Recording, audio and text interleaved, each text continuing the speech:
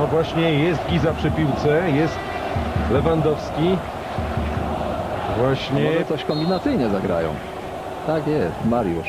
Ach, gol! Kapitalne uderzenie Mariusza Lewandowskiego. Fantastycznie rozegrany ten stały fragment gry. 8 minuta meczu i reprezentacja Polski prowadzi w Ostrowcu z Estonią 1-0. Spodziewaliśmy się uderzenia Piotra Gizy. Tym razem stało się inaczej. Giza ładnie rozegrał tę piłkę. Przetrzymał ją Sebastian Mila. Zaraz zobaczymy jeszcze raz.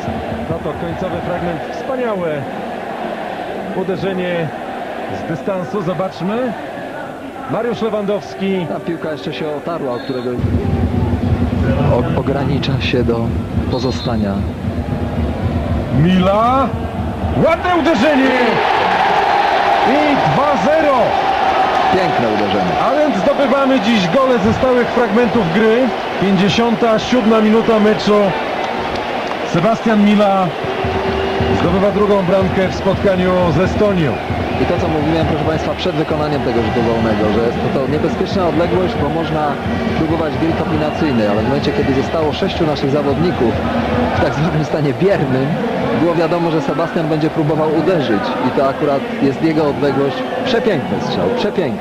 Piąty gol. Stadiony świata to się nazywa w żargonie piłkarskim. Piąty gol pomocnika Austrii Wiedeń w barwach narodowych.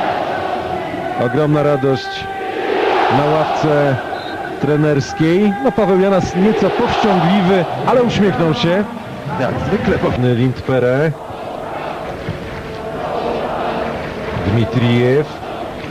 Krugłow. Walczy Piechna.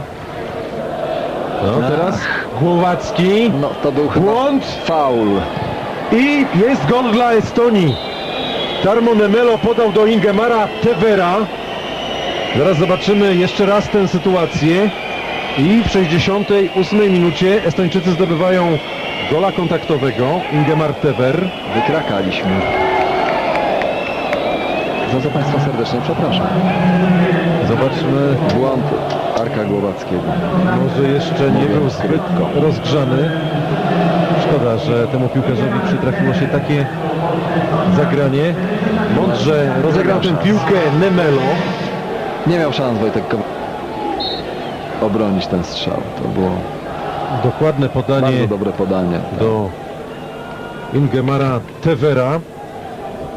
No nie można na więcej pozwolić Estończykom.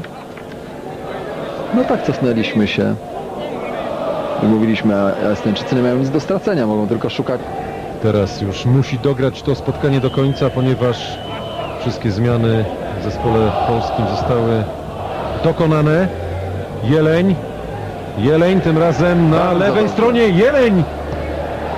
Ależ czekał na tę piłkę. Piechna liczył na gol Piechny, liczył na błąd obrońcy i w debiucie Grzegorz Piechna strzela bramkę, ależ fantastycznie, zwracam Państwa uwagę na to, zachował się piłkarz Korony. Przewidział błąd obrońcy, który za krótko wybił tę piłkę, nie poszedł za tą piłką dośrodkowaną. Zobaczmy to jeszcze raz, bo miał po prostu za daleko, pogubił się obrońca. Wspaniały instynkt Piechny, przełożył sobie piłkę na prawą nogę. Grzegorz Piechna. Fantastycznie też tutaj zagrał Ireneusz Jeleń, który poszedł do końca. No i fantastycznie. Zwód, przełożenie piłki.